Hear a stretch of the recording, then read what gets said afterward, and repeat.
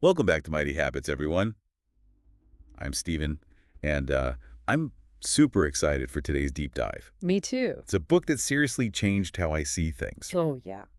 And lucky for us, we've got Mary here to help us unpack all the really mind-bending stuff. Hey, everyone. I'm excited to dig into this one. This one gets right to the heart of what it means to be human, even when things are really rough. Absolutely. And we love those books that just stay with you long after you've finished them. Exactly. So today we're tackling Man's Search for Meaning by Viktor Frankl. Ooh, that's a good one. It's a memoir, but not your typical one. Frankl was a psychiatrist who lived through the horrors of the Nazi concentration camps during World War II. And that's what makes it so powerful, right? He wasn't just theorizing about suffering, he experienced it firsthand. Yeah, it's not just another history book. It goes way deeper. It goes way deeper than that. What really struck me was that he wasn't just focused on surviving physically, Right. but on finding meaning in a situation where it seemed like all meaning had vanished. It's a question we all grapple with, right? Yeah. What gives our lives meaning, especially when we're facing challenges? Frankl noticed, even in the camps, that some prisoners just seemed to give up, Yeah. while others like himself found a way to cling to life. It's incredible. That's what led him to develop his theory of logotherapy. Okay, so let's break down logotherapy because I think this is where things get really interesting for our listeners. Okay, so logotherapy basically flips the script on traditional psychology. Right. Instead of saying we're primarily driven by pleasure, Frankl argues that it's the search for meaning that truly motivates us. Mm. He observed this in himself and other prisoners. Even in Auschwitz, people were finding reasons to keep going. Wow. Even if it was something as simple as reuniting with a loved one or finishing a task they had started before being imprisoned. That's what's so amazing about this book. Mm-hmm. It shows that even in the darkest moments, the human spirit can find a reason to persevere. Yes. And that reason often lies in the meaning we give to our experiences, not necessarily the experiences themselves. Exactly. And think about it. This book was originally published in 1946, Right. incredibly soon after Frankl's liberation. Yeah, It makes his reflections all the more raw and impactful. absolutely. He didn't have years to process and analyze. He was writing from the heart of his experience. That's incredible. Yeah. And, it makes me wonder, does suffering necessarily lead to growth? Frankl seems to suggest it can, but is that always the case? What are your thoughts on that, Mary? That's a question worth pondering, Stephen, and I don't think there's a simple answer about. Frankl's experiences certainly led him to develop logotherapy and ultimately help millions of people. Right. But suffering can also break people. I think it's more about how we choose to respond to suffering. Okay. Do we let it define us, or do we search for the meaning hidden within? That's something I want our listeners to think about, too. What gives your life meaning? What makes getting up each day worthwhile? Man's search for meaning might offer some profound insights into those questions. It's a powerful reminder that we always have a choice in how we respond to life's curveballs. Absolutely. And, one of the most impactful concepts Frankl introduces is this idea of the provisional existence of unknown limit. It sounds complicated, but it's actually incredibly freeing. It is freeing, isn't it? What Frankl means is that we shouldn't focus on knowing exactly how long our lives will be Right. or obsess over the end. Instead, we should live each day as if it could be our last, but also as if we might have many more years ahead of us. So it's about living in the present moment without being paralyzed by fear of the future or regret for the past. Exactly. And by embracing this provisional existence, we free ourselves to focus on what truly matters, finding meaning in each day, making choices that align with our values, and building a life filled with purpose. It's almost like a paradox, embracing the uncertainty of life while also being intentional about how we live each day. Frankl really puts things in perspective, doesn't he? Yeah, he does, and he walks the talk too. He talks about finding meaning in the camps through simple things like a beautiful sunset or a moment of shared humanity with another prisoner. He wasn't waiting for liberation to find meaning. He was creating it right there in the midst of suffering. And that's a powerful lesson for us all. We don't need to wait for perfect circumstances to find purpose. We can choose to find it right here, right now, no matter what challenges we're facing. Absolutely. We don't have to wait for some grand revelation or a major life change. Meaning can be found in the everyday, in the small moments, in the connections we make, and the actions we take. Welcome back to our deep dive into Viktor Frankl's Man's Search for Meaning. We've been talking about some pretty heavy stuff, finding meaning in the midst of suffering, the power of our attitudes, but now it's time to get practical. Exactly, because I think a lot of our listeners are probably saying, okay, this is all inspiring, but how do I actually apply this to my life, on a Monday morning when I'm feeling overwhelmed. Right. It can feel like a big leap from the concentration camps to our daily routines. Sure. But that's what's so brilliant about Frankl's work. Yeah. He gives us specific techniques to help us find that meaning even when it feels hidden. Okay, so spill the beans. hmm What are some of these techniques? Well, we touched on dereflection earlier, which is about shifting our focus away from our problems and onto something meaningful. Right. But another one that really resonates with me is finding meaning through action. Frankl calls it creating a work. So it's not enough to just sit around and think about meaning.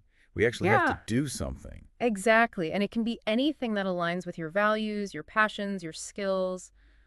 Volunteering, taking a class, writing that novel you've always dreamed of, even just being fully present with your family instead of scrolling on your phone. Right. All of these actions can be infused with meaning. I love that. It's about taking that abstract search for meaning and turning it into something tangible, something you can see and feel the impact of. And it doesn't have to be some grand world-changing gesture. Frankl found meaning in the smallest of acts, even in the camps. Sharing a piece of bread with another prisoner, telling a joke to lift someone's spirits, those moments became anchors of hope. That's so powerful. It makes you realize that meaning making isn't some far-off goal. It's something we can practice every single day in the choices we make and the way we interact with the world. Absolutely. Now here's where things get a bit more challenging. Uh-oh. Frankl also talks about finding meaning through suffering. And I know this can be a tough concept to swallow. I'll admit, this is the part that makes me squirm a little. Are we supposed to go looking for suffering? Like, sign me up for that marathon I'm totally unprepared for. No, not at all. Frankl isn't saying we should seek out suffering. It's more about acknowledging that suffering is a part of life. We all experience loss, disappointment, illness, heartbreak. Yeah. And the question is, how do we respond when it inevitably shows up? So it's about finding the meaning within the suffering, not because of it. Exactly. It's about asking ourselves, what can I learn from this experience? How can I grow through this pain? Can I use this experience to help others who might be going through something similar? That makes a lot more sense. It's not about romanticizing pain, but about finding the opportunity for growth and transformation that often lies hidden within it. Right. And sometimes that meaning isn't immediately apparent. It might take time, reflection, and even some distance from the experience to see it clearly, Sure. but Frankl believed it was always there waiting to be discovered. That's really profound. It makes you think differently about those tough times, those moments that feel like setbacks or failures. Maybe they're not just obstacles to overcome, but opportunities to deepen our understanding of ourselves and the world. Exactly. And there's another technique that Frankl talks about that I find incredibly empowering, especially when we're feeling stuck or helpless. He calls it the last of human freedoms. Ooh, that sounds intriguing. What's the last of human freedoms? It's the freedom to choose our attitude, even when we have no control over our external circumstances. So even in a situation where we feel completely powerless, we still have the power to choose how we respond internally. Exactly. Frankl witnessed this firsthand in the camps. People stripped of everything, facing unimaginable cruelty, still found a way to maintain their dignity, their sense of humor, their hope. Because they realized that their inner world, their thoughts, their beliefs, that was something the Nazis couldn't touch. Exactly. And in that inner world, they found a wellspring of resilience, of meaning-making. Wow. It's like saying that our freedom doesn't lie in our circumstances, but in our response to them. That's incredibly empowering. It is. It means that even when life throws us those curveballs, those moments that feel unfair or overwhelming, we still have a choice. We can choose to be defined by those experiences, or we can choose to rise above them to find the meaning hidden within and to maintain our inner freedom. This is blowing my mind. Mary Frankl is basically saying we have more power than we realize, even in the most difficult of circumstances. But it's not always easy to access that power, is it?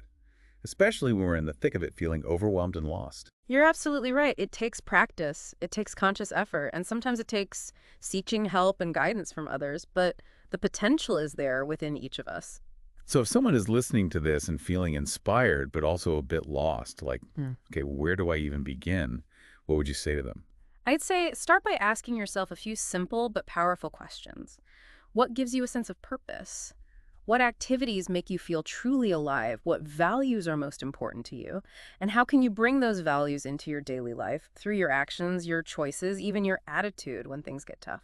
Those are great questions to ponder. It's about getting curious about ourselves, about what truly matters to us, and then finding ways to align our lives with those values. Exactly. And remember, it's a journey, not a destination. There's no one-size-fits-all answer to the question of meaning. It's something we discover and create throughout our lives, through our experiences, our relationships, and our reflections. I think what resonates with me most about Frankl's work is that it's not about finding some grand overarching purpose. It's about finding meaning in the everyday, in the small moments, in the connections we make, in the actions we take. Absolutely. It's about recognizing that even the most ordinary moments can be infused with meaning if we choose to see them that way. And even when life gets really tough, even when we're facing suffering and loss, there's still a possibility for growth, for transformation, for finding a deeper meaning within those experiences. It's not about pretending everything is okay, but about choosing to respond in a way that honors our values and helps us move forward with strength and resilience. Beautifully said. Stephen Frankl's message is one of hope and empowerment. It's a reminder that we have more agency than we often realize, and that even in the darkest of times, we can choose to find the light, the meaning, the spark that keeps us going. I feel like we've just scratched the surface of this incredibly rich and complex book, but I think we've given our listeners a good foundation for understanding Frankl's core message and starting to apply it to their own lives. Absolutely. And for anyone who's feeling inspired to dive deeper into man's search for meaning, I highly recommend picking up a copy. It's a book that can truly change the way you see the world and your place in it. And hey, that's what Mighty Habits is all about, giving you those tools and insights to live a more fulfilling life. So make sure you're subscribed for more deep dives into fascinating topics. We've got a whole lot more to explore together. As we're wrapping up our deep dive into man's search for meaning, I'm struck by how relevant Frankl's message is today, even though he wrote this book decades ago. It really is timeless, isn't it? That search for meaning, for purpose, it's something we all grapple with no matter what our circumstances are. Exactly. And, we've talked about these powerful concepts, logotherapy, de-reflection, finding meaning in suffering, even in our attitudes. Yeah. But I think it's easy for our listeners to walk away feeling inspired, but also a bit overwhelmed, like, okay, where do I start? Right. It's one thing to understand the concepts, but it's another to actually put them into practice in our daily lives. So let's get practical. Let's talk about some tangible steps people can take to start incorporating Frankl's wisdom into their own lives. Perfect. I think our listeners would appreciate that. So where do we begin? Well, Frankl would say it all starts with our values. What's truly important to us? What do we stand for? Because those values become like a compass guiding our choices and actions. So it's not about finding some universal set of values, but about getting clear on what matters most to us individually. Exactly. And the beautiful thing is these values can express themselves in so many different ways. Let's say you value creativity.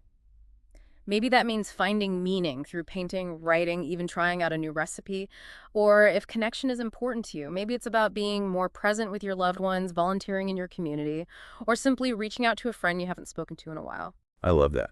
It's about finding those small, everyday ways to live in alignment with what we hold dear. And I think what's really cool about Frankl's approach is that he doesn't shy away from the tough stuff. He actually embraces it. You're talking about finding meaning in suffering, Right. It's the part that initially made me a bit uncomfortable.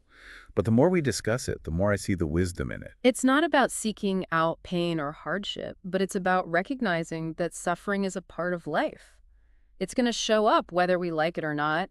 And when it does, Frankl encourages us to ask ourselves, what can I learn from this? How can I grow through this experience? It's almost like reframing those challenges, those moments that feel like setbacks or failures, as potential opportunities for growth and transformation. Exactly. And, Frankl would say it's not about pretending everything is okay or putting on a happy face when we're hurting.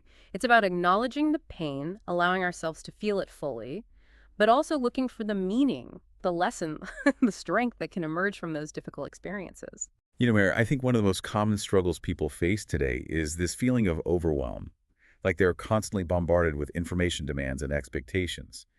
How does Frankl's work speak to that experience? Such a great question. Because even though he was writing about extreme circumstances, his insights are incredibly relevant to the challenges we face in our modern world. He'd probably say that a lot of our overwhelm comes from feeling like we've lost control, like we're at the mercy of external forces. And that's where the idea the last of human freedoms comes in. Right, exactly. It's about remembering that even when we feel powerless in the face of external circumstances, we still have the power to choose our attitude, our inner response. That's something no one can take away from us. So even when we're facing a mountain of emails, a to-do list a mile long, or just the general chaos of daily life, we can still choose how we respond internally, how we frame those experiences. Precisely. We can choose to react with stress and anxiety, or we can choose to approach those challenges with a sense of calm focus and even a bit of humor. It's about finding that inner space where we can connect with our values, our resilience, and our ability to choose our response. I love that. It's like taking back our power not by controlling the external world, but by mastering our inner world. Exactly. And, Frankl didn't just talk about these ideas, he lived them. He found meaning in the midst of unimaginable suffering. He chose to respond with courage, compassion, and even humor in the face of unimaginable cruelty. His life is a testament to the power of the human spirit, to find meaning even in the darkest of times. His story is so inspiring, and I think it offers a real message of hope for all of us. Mm. It's a reminder that we are not defined by our circumstances, but by how we choose to respond to them. And as we wrap up this deep dive, I just want to encourage our listeners to approach the search for meaning with a sense of curiosity and compassion. It's not about finding the right answer or achieving some grand purpose. It's about being present in our lives, connecting with what truly matters to us, and making choices that align with our values. Beautifully said. And I think that's a perfect note to end on. For anyone who's feeling lost, overwhelmed, or simply searching for a deeper sense of purpose, Man's Search for Meaning is a powerful read. It's a book that can truly change the way you view your life and the world around you. And for more deep dives into fascinating topics and inspiring ideas, make sure you subscribe to Mighty Habits for regular updates. We've got so much more to explore together. Thanks for joining us on this journey, everyone. We'll see you next time on Mighty Habits.